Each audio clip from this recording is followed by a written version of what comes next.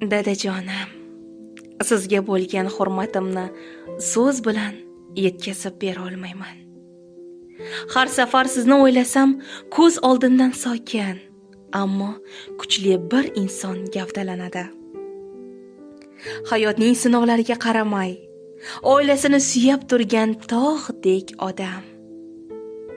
Har kuni toza, qimmat va bejirim kiyimlarimni kiyib maktabga borar edim. Siz esa eski, yamalgan kiyimlaringizni kiyib ishga ketar edingiz. Men yoshligimda nonni faqat non deb bilar edim. Siz esa uni qanday mashaqqat bilan topilishini bilar edingiz. Men nimani xohlasam, nasib qilsa olib beraman der edingiz. Men oldinlari tushunmas edim. Hozir esa bilaman.